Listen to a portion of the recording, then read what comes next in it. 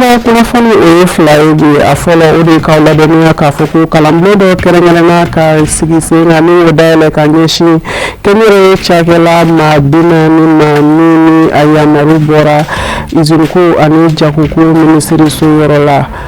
Bakuruba kunnafoni na siraw fɛ halibi an b'a jira aw la k'a fɔ ko atelier dɔ fana sigira sen kan ka ɲɛsin baara dege ma ni o ye formation professionnelle ye baarako minisiriso fɛ Mali jamana tɔgɔ la ni an don kan ye bi bakuruba kunnafoni kɔnɔ ka fara kunnafoni wɛrɛ tɔw kan.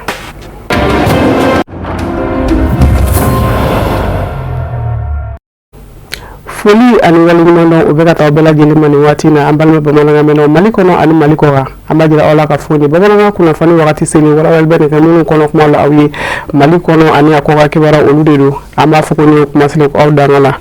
i n'a fɔ an tun ye aw tulo lasɔmi bakuruba kunnafoni kɔnɔ k'a fɔ cogoya min na fɛn min ye kalanbulon dɔ dayɛlɛla ka kɛrɛnkɛrɛn ka ɲɛsin fɛn min ye kɛnyɛrɛye cakɛla maa 40 tɔgɔ la ka bɛn tarata avril kalo tile 21 ma Apex Mali la ni a seriyara maaba caman fɛ kɛrɛnkɛrɛnnenya na izuriko ani jagoko minisiriso bɛ o la Sherifula Jabaraminso tɔgɔ la Amadu Kamara Dramani Mali an ka jara sɔrɔ sera.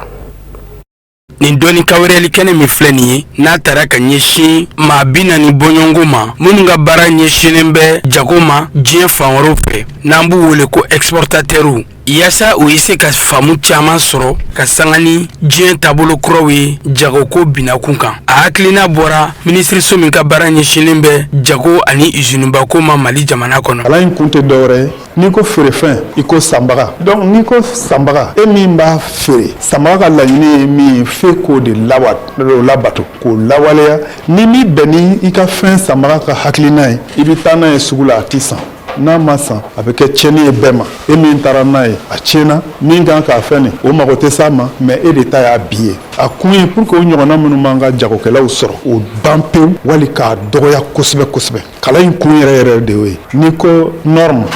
est-ce que sigida lakanani a y'o labatoya a ka suma fɛn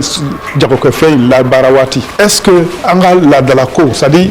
éthique adamadenya taasiraw est-ce que olu bonya sigira u nɔ na fɛn ninnu dilan waati ka bɔ n'olu ye kɔfɛ est-ce que sigida yɛrɛ lakanani donna ba la aw fɛ a ka baara in bɛɛ kɔnɔna na pour que ka se n'a ye kɔfɛ. Lakɔgɔli kɛnɛ in a kun tɛ dɔwɛrɛ ye yaasa ka se ka ni jagokɛla ninnu ka ɲɛfɔli kɛ u ye diɲɛ sugu sariyaw kan min bɛ kɛ sababu ye u ka feerefɛnw u ye se ka jago diɲɛ seleke naani sugu fiyew la sariya binakun kan. Ni fana sera n'a ye kɔfɛ olu b'a lajɛ e nana ni minɛn min ye yala sanuya b'a la wa a minɛn in ka sanu wa ni baganw don bana t'u la wa ni sogo don tiɲɛnifɛn kɔlɔlɔ wɛrɛ t'a la wa microbe wɛrɛ t'a kɔnɔ wa ni a kɛra kɔrɔnti n'a ɲɔgɔnnaw ye est-ce que a fu bɛ sama est-ce que kɔrɔnti mugu in bɛ sama ka jɛɲa o n'a ɲɔgɔnna parce que n'i ye filière ninnu bɛɛ ta kɔrɔnti n'a damana critères don sogo ni o n'a damana critères don baganw n'o damana critères don sɛnɛkɛ suma bɛɛ n'a ka critère de don donc min b'a san o de b'a fɔ ne bɛ min san fo ka nin laɲini dafa n'o ma nin dafa ne t'a san donc a kun ye k'u labɔ olu kumabaw kalama parce que n'i ko ka mɔgɔw kalan ninnu bɛɛ la nin bɛɛ kelen kelen ye tile 2 tile 4 kalanw de mais n'a fɔra ko ka bɛɛ bakuruba fɔ an b'an da sa kumabaw de ma olu yɛrɛ de ka cɛsiri b'a to k'a tɔ la faamu k'a fɛsɛfɛsɛ an ye maa 40 minnu bɛ bɔ ni Mali jagokɛfɛnw ye ka taa kɔfɛ an ye maa 40 de wele ka na kalan in na laɲini min bɛ kalan in kɔfɛ u ka min bɛna f'u ɲɛna u ka faamu k'a labato n'a labatona an ka fɛn o fɛn bɛ taa kɔfɛ i b'a ye kɔntanw bɛ dɔgɔya la ni kɔntanw dɔgɔyara e min jagokɛla ye k'e taara n'i ka minɛn in kɔfɛ i ka sɔrɔ bɛ yiriwa danaya bɛ sinsin Mali bɛ tɔgɔja sɔrɔ a ka jagofɛnw na kɔfɛ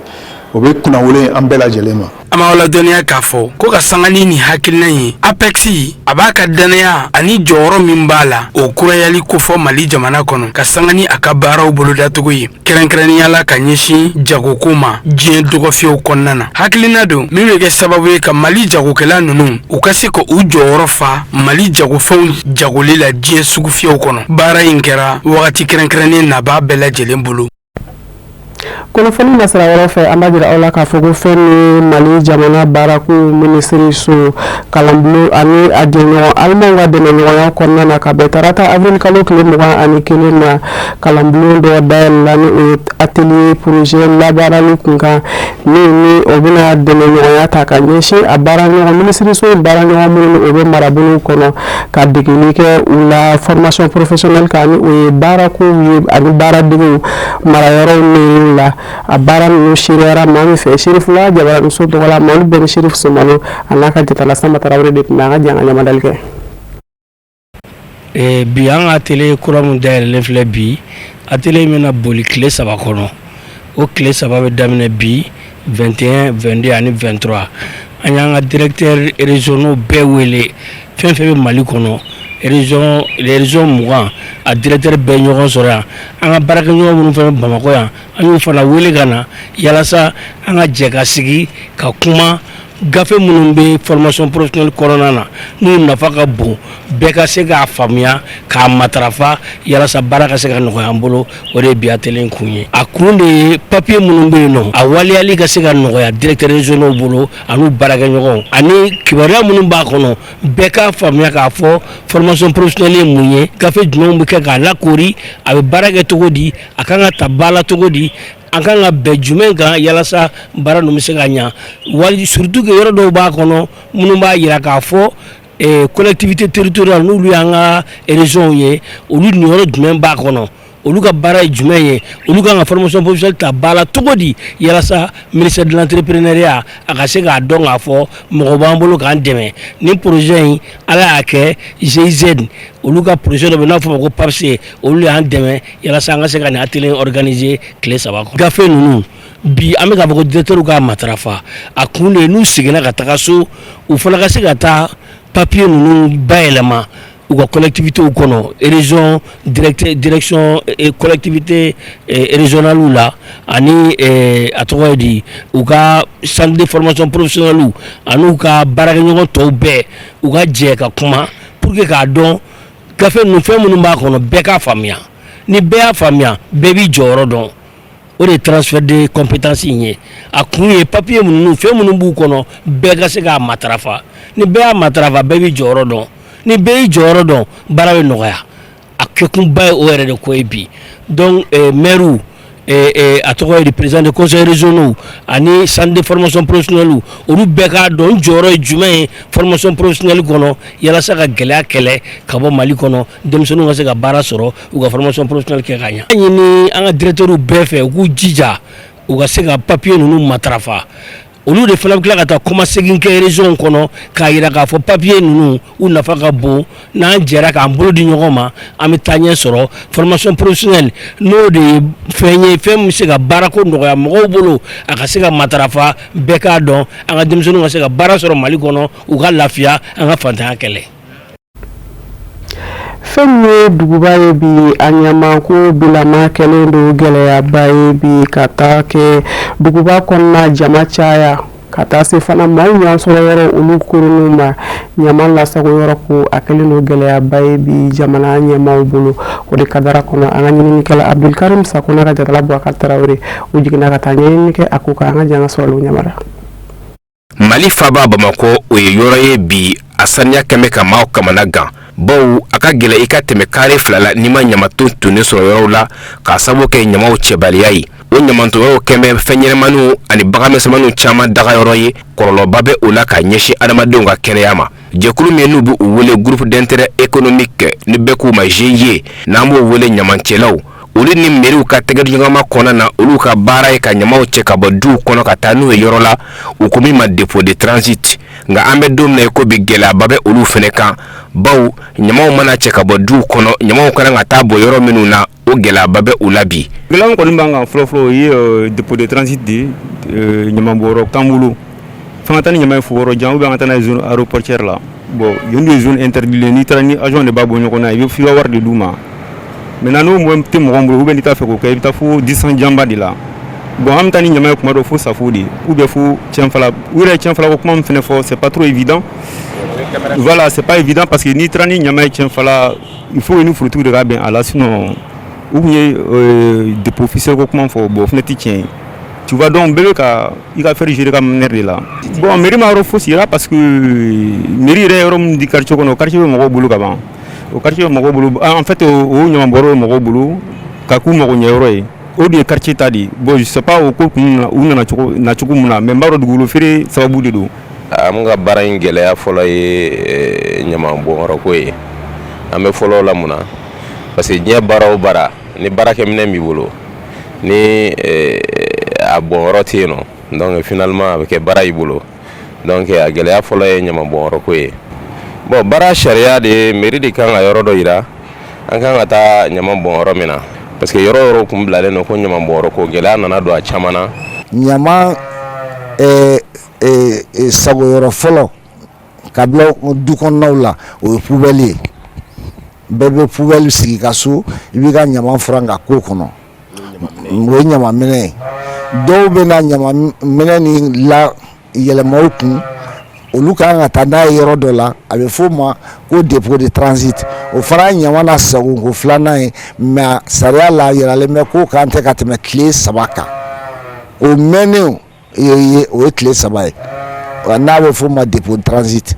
bon akanga tarabo dépôt de transit fana kono katana yoro la nyama beta la bara pour que akana se ka kololo ele mo la yoro do la be foma ko décharge finale o nyama la sagu yoro labai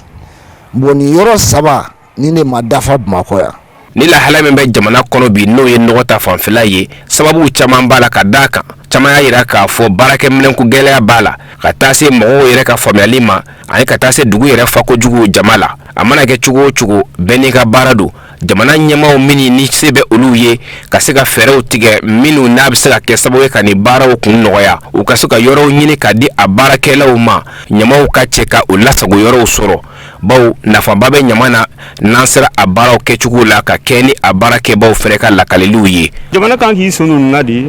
i sendo la ka ni fanga ka na fra go fanga jagwa te quoi mais au moins texu ka la batu ntesu la batura bara bi se ka gagner bon avant il la fia abi jamana dun il la fia parce que mo ko ndega balu no ko comme il y a bala dans la rue fambe de la brilindo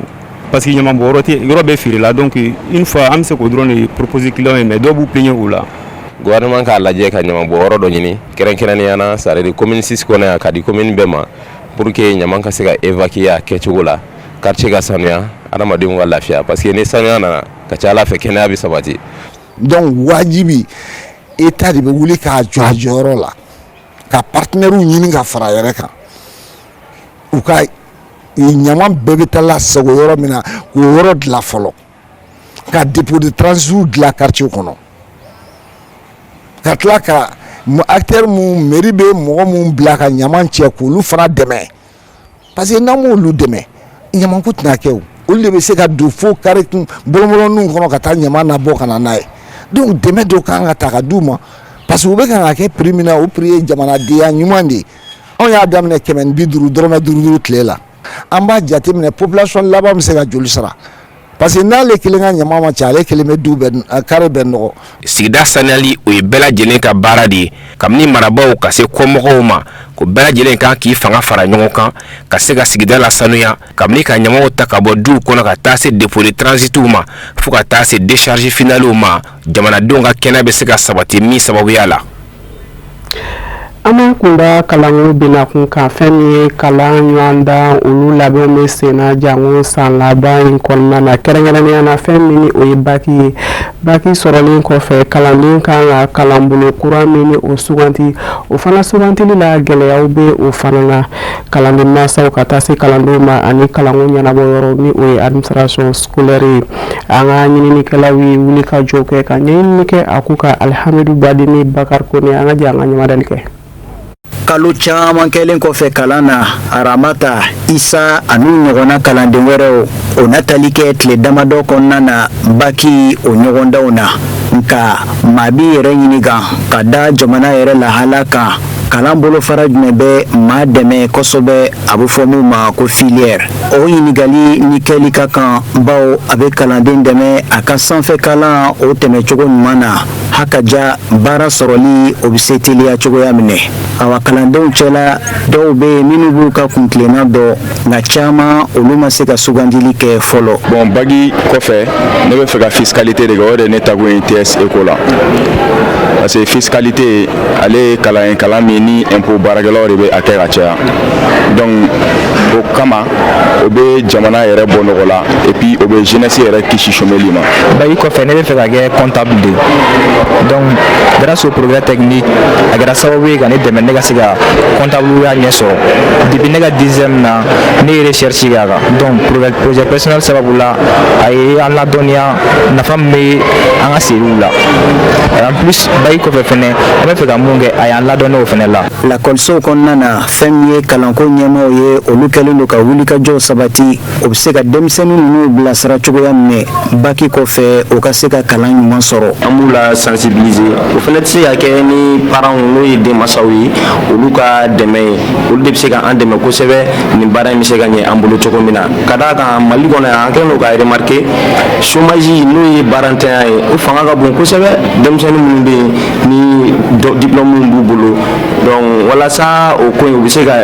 kisi o kɔlɔlɔ ma cogo min na donc an ka dɛmɛ kɔni ye min ye an bɛ kuma n'u ye ka ɲɛfɔli k'u ye cogo min na n'i ye nin kalansen in kɛ i bɛ se ka kisi baarantanya ma i bɛ se k'i yɛrɛ dɛmɛ cogo min na. o siratigɛ kelen kɔnɔna na kalanso min bɛ n'a bɛ fɔ a ma ko groupe scolaire Tubakoro Alassane Doucouré yen ɲɛmaayaso ye kalan kɛrɛnkɛrɛnni sigi sen kan mun bɛ denmisɛnninw bilasira o ka sugandili kɛcogo ɲuman na. an b'u préparer depuis 10e 11e an fɛ yen nɔ an y'a parce que état yɛrɛ m'a autorisé programme kɔfɛ a bɛ fɔ o ma ko développement personnel o projet personnel kɔnɔna la an yɛrɛ maîtrise dɔ ta spécialement ka denmisɛnninw dege u préparer ka dɔn sini ma sinikɛnɛ ma ne kan ka mun kɛ université la parce que an y'a constaté caman bɛ yen nɔ ni université bac sɔrɔla de u bɛ sɔrɔ ka ɲininkali kɛ ne bɛ fɛ ka taa kalan jumɛn kɛ bac kɔfɛ u t'a dɔn donc u bɛ to filifili la fo u bɛ taa fɛn dɔ ta parce que le temps est contre eux u bɛ taa filière dɔ ta ka sɔrɔ a man d'u ye mais u t'a dɔn filière min bɛ taa laban mun na après u bɛ taa sigi o de ye chômage caya. jamana tɔgɔla sanfɛ kalansow kɛrɛfɛ fɛn min ye kɛnyɛrɛye sanfɛ kalansow ye olu fana kɛlen don ka miiriman kura caman ta kalandenw u bɛ se ka kalan kɛ bolofara caman na cogoya minɛ ni kalan kɔfɛ u bɛ se ka dɔ kɛ u yɛrɛ ye. an fɛ yan nɔ ko supila yan nɔ komi i yɛrɛ b'a fɔ cogo an b'a dɔn cogoya min na n'i ye jamana lajɛ bi baarako ka gɛlɛn et là an ye o faamu o de y'a to an b'an ka ekɔlidenw accompagner même u ka kalan kɔfɛ ka taga fo entreprise kɔnɔna na an b'o kɛ cogo di i b'a sɔrɔ depuis ekɔliden bɛ prémarin na anw fɛ yan nɔ n'a tilala an bɛ a ta ka a bila pratique la cogo di an bɛ chef d'entreprise wele ka na an bɛ kɔrɔkɛ minnu tɛmɛna yan nɔ n'u bɛ baara fana na an b'a daminɛ an bɛ olu wele ka na u bɛ n'u ka dɔnniya minnu y'a sɔrɔ u y'u sen yɛlɛla ŋɔni minnu kan ani u trébuchera yɔrɔ minnu na dɔgɔninw kana se ka trébucher yen nɔ donc o kɔnɔna na an bɛ u dɛmɛ ka stage fana ɲini n'u tilala o stage kɔnɔna na parce que an yɛrɛ b'a dɔn a bɛ formation de qualité minnu di jusqu'à ce que u ka se ka baara sɔrɔ. kalan ɲuman kɛ denmisɛnninw kun ni k'u ka siniɲɛsigi o labɛn cogo ɲuman na kɛnyɛrɛye sanfɛ kalanso min bɛ n'a bɛ fɔ a ma ko groupe université Gemini management international o y'olu fana ka laɲini ye. anw ye formation dɔw sigi sen kan minnu kɔfɛ dɔrɔn directement i bɛ se ka taa baara kɛ mɔgɔw bolo formation kɔfɛ a bɛ fɔ mɔgɔ min ma ko produit fini n'u labɛnnen don sisan ka don baara la anw bɛ o de kɛ an b'a daminɛ domaine jumɛn na an b'a fɔ ko filière technique administrative olu ye filière minnu baara kɛ secteur tertiaire la bureau kɔnɔnaw na i n'a fɔ gestion d'entreprise management des affaires finance comptabilité logistique transit et transport marketing communication min ka gɛlɛn anw ma kosɛbɛ o ye filière technique et industrielle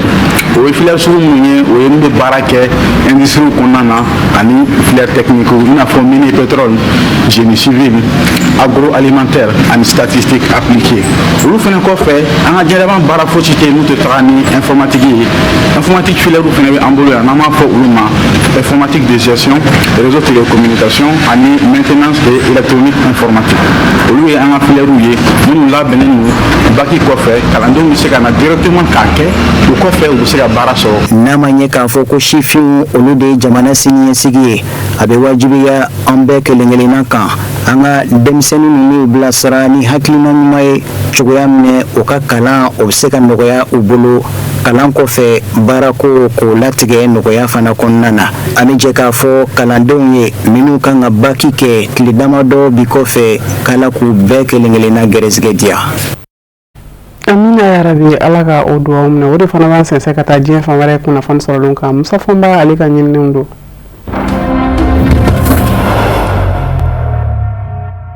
Togo jamana ministre min ɲɛsin bɛ Togo ni jamana wɛrɛ ni ɲɔgɔn cɛ ko ɲɛɲɛnabɔw ma Robert Duse ka sanga ni Togo ka lajɛba n'u donni ye lajɛba min sigira sen kan Togo faaba la Lomé n'a welela ko stratégie Togo Sahel 2026 à 2028 o kɔrɔ ye Togo jamana ni cɛcɛ kana jamanaw bɛ se ka jɛ baara ɲɔgɔnya la balimaya la teriya la cogo min ka bɔ jɛ ka baara numɔ o kɛnɛba de sigira sen kan se Togokaw ka ministre a ka kuma la farafina cɛcɛ kana jamana sabaw nɔna bilaw ɲɛna n'o ye AES ye ka taa se CEDEAO jamana tani law ka nɔna bila ma a ko a ka sidɔn bɛɛ fɛ ka fɔ a faso n'o ye Togo ye ani farafina cɛcɛ kana jamana sabaw ka jɛkulu cɛ Mali Burkina ani Niger AES jɛkɔrɔ donnen do o ka dangɛnɛmaya bɛɛ lajɛlen ye wa hakilina min dara Togo jamana fɛ stratégie Togo Sahel 2026-2028 a sinsinbere ye 5 de ye sinsinbere fɔlɔ politiki bina k'u ka kuma ɲɔgɔnya sɛbɛkɔrɔ bonya Togo jamana ni AES jamana sabaw cɛ sinsinbere filanan ka kɛ sababu ye ka farafina cɛcɛ kana jamana sabaw ni farafina tile bi yanfa jamanaw ka tɔ CEDEAO ni ɲɔgɔn cɛ baara ɲɔgɔnya nɔgɔya ani AES ni diɲɛ seleke naani binaku ni ɲɔgɔn cɛ baara kɛ ɲɔgɔnya nɔgɔyali sinsinbere sabanan lakanabaliya min bɛ farafina cɛcɛ kana jamana sabaw la k'i tɛgɛ di jamana sabaw ma k'o kɛlɛ sinsinbere naaninan sigiɲɔgɔnya ka kɛ farafina cɛcɛ kana jamana sabaw fɛ ka sɔrɔ dɔ ma jɔn dɔ fɛ kɔrɔ dɔ ma jɔnmaya kɛ dɔ la bɛn ni basigi kɔnɔ sinsinbere 5nan Togo bɛ fɛɛrɛ bɛɛ kɛ sɔrɔ bɛ se ka yiriwa cogo min AES jamanaw ni jɛkulu wɛrɛw cɛ ni kuma ɲɛɲɛ donni ye u ni ɲɔgɔn cɛ Robert Duse Togokaw ka ministre a ko Togo jamana ani AES jamanaw ni ɲɔgɔn cɛ jɛɲɔgɔnya nɔgɔ ti to a la maa si ye a jɛmɛ pasi Togo jamana bɛ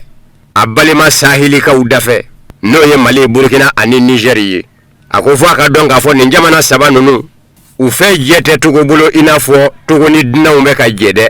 Togo balimaw de do farafina tile bi yanfa in fɛ yan o kuma k'a faso n'o ye Togo ye a ka laɲini de ye ka kɛ babili ye kumana kuma min ni jamana dɔw wale kelen jɛkulu dɔw bɛ k'a ɲini ka kogobolo wuli o ni AES cɛ a ko bɛn ni basigi tɛ se ka sinsin cogo si la lakanabaliya tɛ se ka kɛlɛ cogo si la sigiɲɔgɔnya tɛ se ka diya cogo si la ka kuru to maaw ni ɲɔgɔn cɛ ko kumana Togo yɛrɛ dɔnko ye min ye surunani don la n'o de kan ka kɛ farafina cɛcɛ kana jamana sabaw ni jɛkulu wɛrɛ ni ɲɔgɔn cɛ o bi kɛ nin ye Togokaw ka ministre ka kuma ye ministre min ɲɛsin bɛ Togo ni jamana wɛrɛ ni ɲɔgɔn cɛ ko ɲɛɲɛnabɔw ma Robert Duse lajɛ n'u don dɔ Togo faaba la Lomé ka bɛn ni sibiri ye Mali ni Burkina ni Niger nɔna bilalen kun do n'u ka ministrew ye ministrew minnu ɲɛsin bɛ u ka jamanaw ni jamana wɛrɛ ni ɲɔgɔn cɛ ko ɲɛɲɛnabɔw ma CEDEAO nɔna bila min kun bɛ kɛnɛ kan o ye CEDEAO commission ɲɛmaa yɛrɛ ye ka taa se baɲumankɛw ma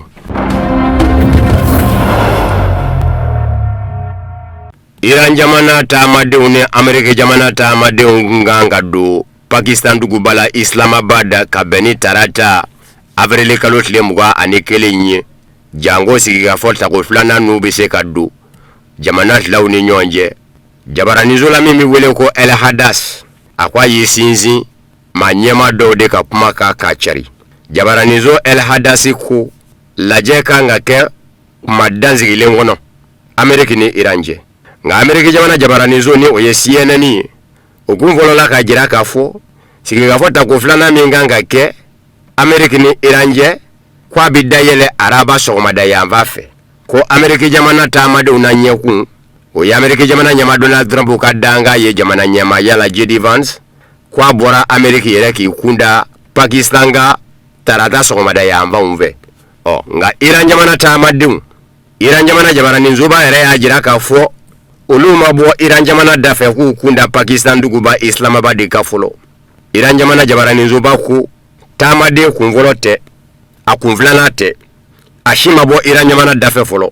ko kumana ko kunafoni umino meka boli jabara nizu werewula kunafoni desira werewula Iran jamana tamade ngunga ku sena Kenya nguma Pakistan walikele ku wulila ko kalodu katareka kwa jabara nizu Al Jazeera o ya jira ka fafe kafo Iran jamana tamade minu wulila o ye tamade kunvola wiye ko wakulu du na Pakistan kaba nga minye Iran jamana nyama yoru yesa kerengere ni nyana wasablo nyama ne oye Mohamed Bagher Ghalibafi ale kumata ka jira ka fo Iran jamana tuna so sigi ka fo mo ane Amerika jamana che ka Amerika jamana nyama Donald Trump to bagabagalila adama fafe ko Amerika jamana nyama abaka ke inafo sigi ka fo mi nuka ngadu Amerika ni Iran je sigi ka fo mi natake tegeno blade ye benga nzebela nyejugu nyanyuma Iran jamana ka nyekumuka inafo Iran jamana serana ko Iran jamana ti doro ne sigi manya ke ko Iran ni Amerika che akana ke baga kono ni Mohamed Bagher Ghalibafi ka puma ye Iran jamana wasablo nyama ayeme nzebe kabla akabololo na sera feni oye xi akobi aleka jamana no ye Iranye akashido Amerika jamana nyama Donald Trump fe ka fo alla bembe ka nyewere jira Amerika jamana la kelewere sebe na kera damine fenye ka nyeshi Iran jamana mo mini keleke chuku korote kelenye kodo ko flami ngara mugu manga dalila ko Iran jamana yillabe ado ko fla ko no ka baka Amerika jamana kono o fena dafe Amerika jamana jabarani zoni o ye CNN Donald Trump ka fanga kono ma do yidenga jira ola mi maso atoga fo ko Amerika jamana nyama Donald Trump akachuni chami meka kep mabe koroforo sogoma bi mi ho nit legambela tekelenye shufela o fena mina ke dowre mi nit legambela tekelenye kwa be kasigi gafo inu doni la noko ko ba ko Iran jamana ma nyama bilama Donald Trump ke wale be ku toro ki to bololo na sera ufe kuma mi mani jaibu fo ka ke ina fo Iran jamana sombe abulu akalla nyini bela jele dajira lela abarata la nyini nunu nte la nyini ye mabese ka sominu mo kibi laba ki nyejo yika jamana de una ka fu ye konzo na Amerika jamana nyama bulu ni la nyini nunu nangena mayalila ko te ka be Iran jamana mo akode ato Iran jamana nyama ke ma ku farati Amerika jamana nyama la bi halafe kuma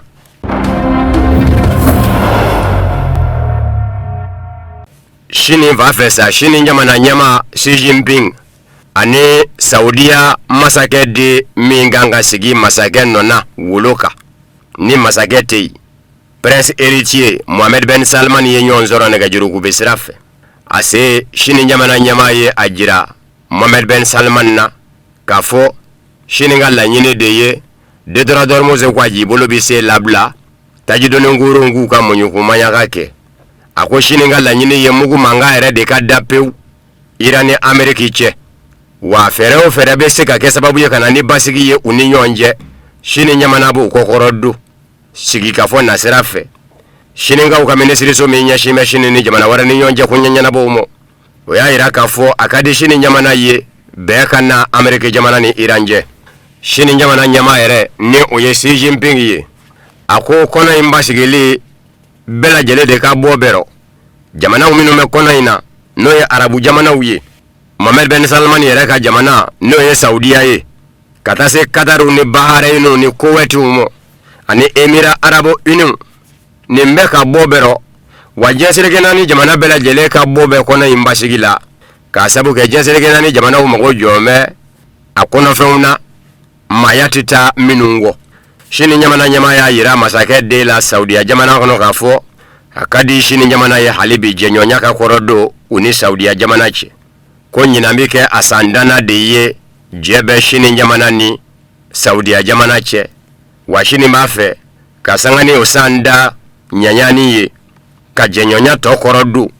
dana ya kono bunya kono sera bela jele feneka Saudiya ministri nyama no e masake de Mohammed Ben Salman ye aya yira ka fo aka jamana ni oye Saudiya ye ani Chine ve je kulu gwelendu ko wa ko manga min bila ni nye uka konona Irani Ameriki che abi u yeruka lakana do faratiro wa kololo bibi uka jamana uka arabula jamana uka fevere da no ye taji uye olute kase utayoro la soro oye kololo ye uka soromo kwa ka jamana ni oye Saudiya ye akala nyini ye manga kada Ameriki ni Iranche wakani seko bela jeleke oro nishini veneka demeye mugu manga dale bisetu Iran jamana ni Ameriki che detora dormoze kwa jibulo biseka mata jido ni nguru mvechu wumi Cuba jamana nyamau ni Ameriki jamana nyamau yesi gafodo ke kwasaina kona fomena kabo kili meyor yoro News Nation kuna foni diso o kuna foni diladu kwa yemi mine kabo Ameriki jamana ministry so menyashima Ameriki ni jamana warani nyonja kunyenya na bomu ko kuma nyonya fama bolila feminunga Cuba ma nyamau ni Ameriki jamana ma nyamau che oye Cuba ka laje ka yele madu aka jamana sorota chugula anaka jamana marake chugula mimi se ka tu sorota bise ka bonya Cuba jamana kono ka jamana de umbo nokola aka sharia ubla senga sharia memba to chakeda dinauni uka nafulo ubina Cuba jamana kono Cuba jamana soro no fe uka nafulo do aro Cuba jamana ni achakeda dinaunga bo soro le numo ko Ameriki jamana no na blau uya nyine Cuba no na blau fe nu sona nega jurugu besira biseka no ya Cuba jamana de umbo lo chugomi kerengere ni nyana interneti o barami medlo sane duguche no ye satellite Starlink ye Cuba jamana ka nega jurugu besira ko beseka dlo o satellite Starlink ina ni Ameriki jamana ka je Cuba jamana kono ministry so me na nyeshime Cuba ni jamana wara ni nyonje kunyenya na bomo amami nyeshime Ameriki jamana kunya umo no ye Alejandro Garcia del Toro ye ajira ka voche do Cuba ma nyama ne Ameriki jamana ma nyama kumana wa kwa kumano ko do ya mama yiro fanjife kuma ko lovo mayi alafana kwa kera bonya ni karama kono ko nga ko Cuba jamana ama nyama yu sizi feminga une Ameriki ma nyama uche oyeta yiko gwele ya mizembe olumo Ameriki jamana febi kataji tige ula seteke jamana citizen ka ikakuru ke kataji doninga se Cuba jamana mo kiba fera mo kuya ira Ameriki jamana ma nyama la ka fa kera tonyo ye jamana de umbela jele de mo utekele kebere ye ko mabimi nda ko keki kele nyokele kwa bina fo ibe ki kase de jira atigila mala abarata buluma dayoro fo itila kibise ka menjira ko ka kunye ko joka dimo wako fa kele fenefe imada joma yamo Cuba jamana la iye joma yake setiki jamana ula iye mino mbali ukana ni ukataji done nguru ye Cuba jamana kono kataji fere Cuba jamana mo ko jenserege nani sharia bela jeleke meka sani fere daga jamana uni nyonje